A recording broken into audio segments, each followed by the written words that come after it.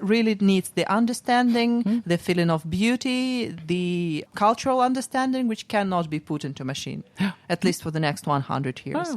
So do you really believe that fintech startups can substitute traditional banking? And I think that's a cool example. And to be honest, I wouldn't only face this on fintech and startups. I would really say can digital interactions or digitalization take away the need for humans or the need for human interaction? And there I totally agree to, and I think that was a cool example, and I would say absolutely no. And as I also pointed out earlier, I think only this event or the fact that events like this are getting a bigger and bigger traction. I mean, if you look in the finance industry, there are 3 events in Stockholm every week about AI in finance, blockchain in finance, fintech corporations, regtech and all that stuff. I mean, the need for people to meet and understand that and discuss it is just growing. Although you find all the content online. So from a pure content perspective, there's no need to go to these conferences. And still people need this interaction to make sense out of it, to discuss about it. So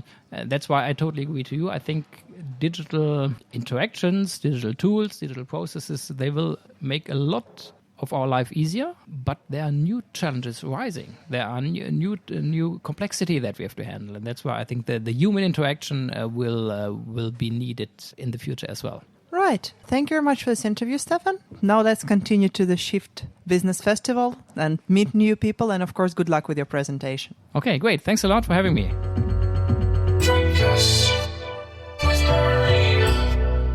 And it's Shift Business Festival Day 2. And hopefully today we will finish recording this episode. Though there were some technical problems, we're still alive and kicking. And my first guest of the second day is Risto, who will now tell us everything about Neste. But first, we'll ask Risto about himself.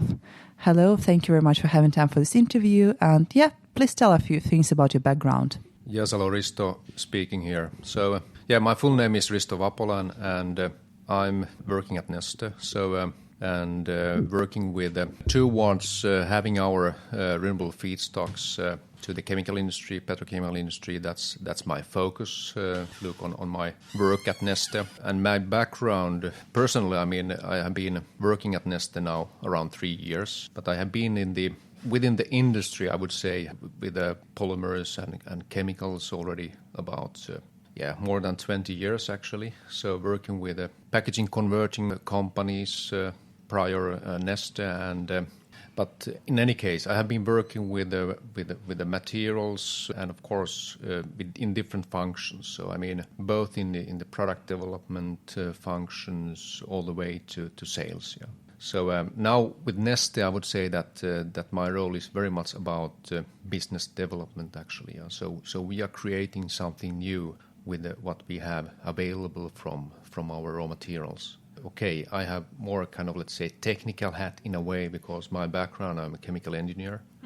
So, let's say the educational part, but also where I've been working, of course, it's giving a solid background for understanding the business, how it works today. And it gives also the possibility to understand how we can change, kind of disrupt the existing business somehow, and what are the challenges, who are, let's say, the decision maker in this kind of, let's say, value chains we have ahead of us. Yeah. So I'm very much involved in speaking to production partners towards where we are selling our products, but also then further down in the value chain. So I mean, we are really going and discussing with all the way to brand owners. I mean, so that they are aware of that what we can offer this kind of industry and also to their products. And it's really challenging. I mean, beside what we are doing today, also we're screening a lot of new opportunities, how we can, for example, find new technologies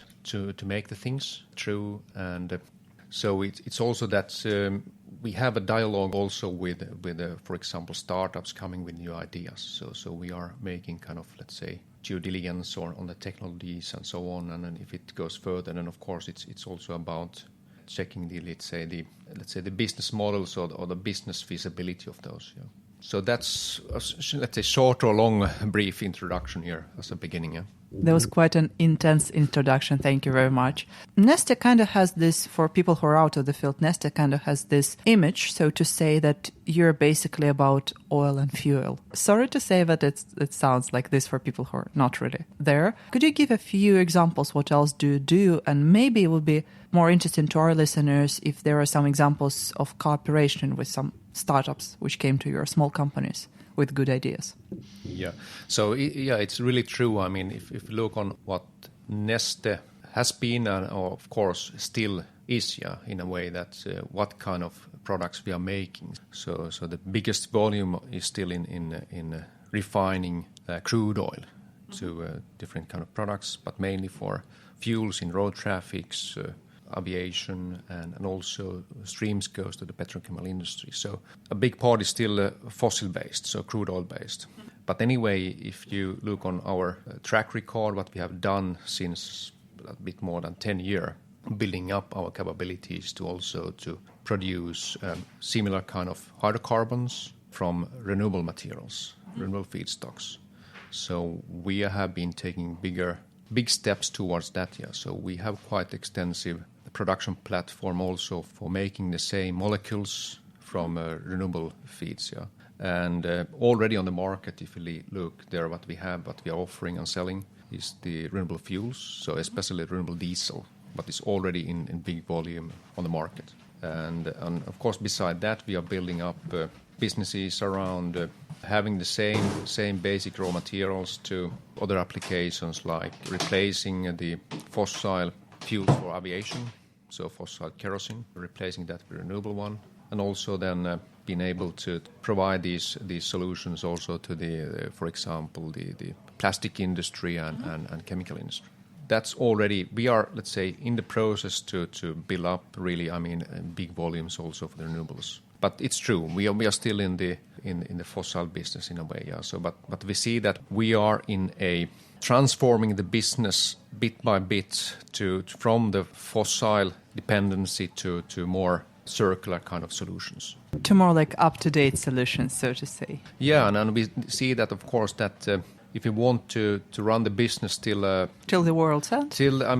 After 10 years, 20 years, we have to change how we are doing it. So it's a mandatory to still to be in the business and, of course, to have the license to operate in a way. Also from, if you look what consumers and all the communities are asking for, a big change from this kind of traditional business. Right. And say there is a startup who has come up with, I don't know, renewable tires made out of coffee cups, whatever. How do they reach to you? We see that, of course, there are these kind of startups. They are basically then, of course, there are different channels. They are coming and contacting us maybe directly. When we are at the conferences, for example, we are trying to be visible at different conferences around renewable materials and those kind of things. So, those are, good places to have this kind of networking also with small startups. But also they are taking contact. They can find the ways. They can phone to our phone desk at Neste, and of course they are then, of course, guiding them further to the right people, But we are, with startups, we are working really, to, if you look on the how we are getting into contact.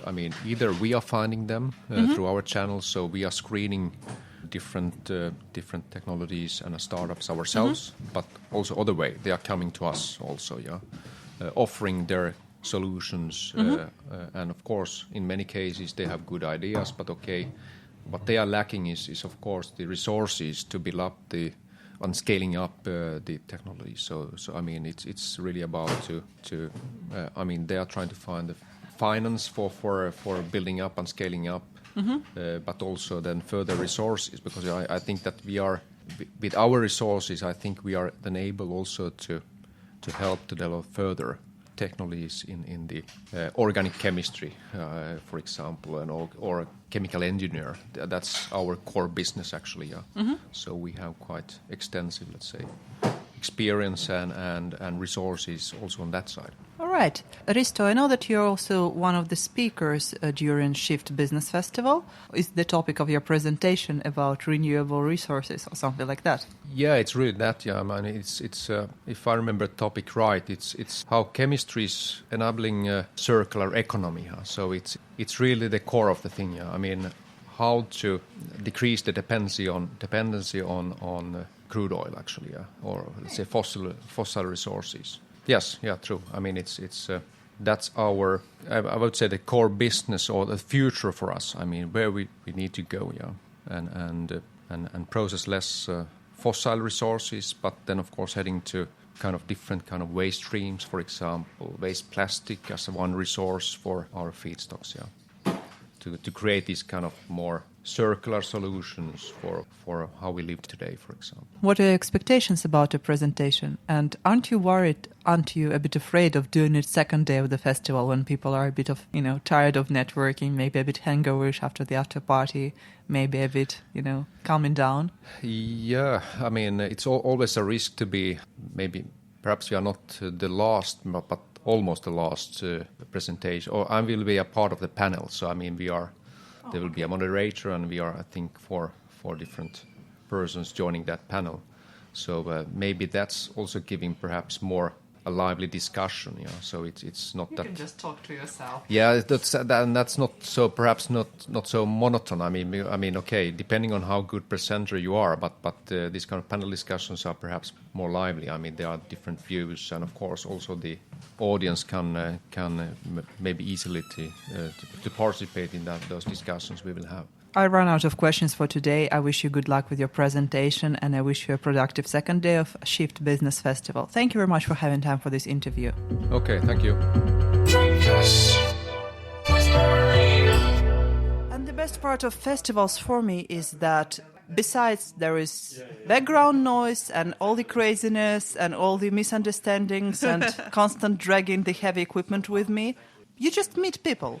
You just meet lots of awesome, interesting people, and it's quite easy to talk them into giving an interview or visiting some events we're planning within Tribe Tampere community and stuff like that. Mm-hmm. And I just ran into a person I have high respect to pretty much since my master years. Probably we can start with asking you to tell a few things about yourself so our listeners feel the vibe which I feel towards your work. Oh.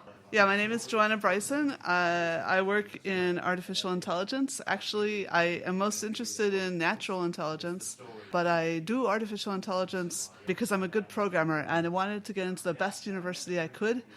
And so I thought I would take what I was interested in and what I was good at and put them together. So I have been doing this since the 1980s was when I did my undergraduate degree, and I first started working in artificial intelligence in 1986. When I got to tutor. I just hear the earlier generation of our listeners, sorry to interrupt, just saying, was there some artificial intelligence in the 1980s? Oh, yeah. There was in the 50s. That's when they invented it. And it depends how you think about these things, because one of the things now is people say, oh, we'll never have artificial intelligence. And they're thinking that it's not artificial intelligence if it doesn't look like Arnold Schwarzenegger. Of course, they don't say that, but they keep now there's people talking about artificial general intelligence and and they're saying there's nothing general. Look, nothing is more general than Bayes' law, right? Bayes' law is how you combine information. It's a mathematical fact. When you're trying to learn something, that's how you do it. So we're perfectly general. The point is that with intelligence, intelligence is a form of computation, and computation takes time, it takes space, and it takes energy. So you're never, ever going to know all the things. We were just talking a little bit before we started recording that robots can't take all the jobs because there aren't a finite number of jobs. There's a finite number of jobs that we have right now, but we could do more jobs. We create new jobs. I mean, a century ago, something like 95% of people are in agriculture, right? It doesn't mean that now 95% of people are unemployed. But employment, I think, people tend to think of it as as when you're applying for a job. Like somebody has created a slot, you're going for that slot. So there's a finite number of slots. But I think the better way to think about it is the relationship between people. That you've found, you have some ideas, or you have some capital, or you have some access to capital, And then you choose to spend some of that getting people to do some of the stuff that you want to get done, right? And so the question is, well, why do you do that?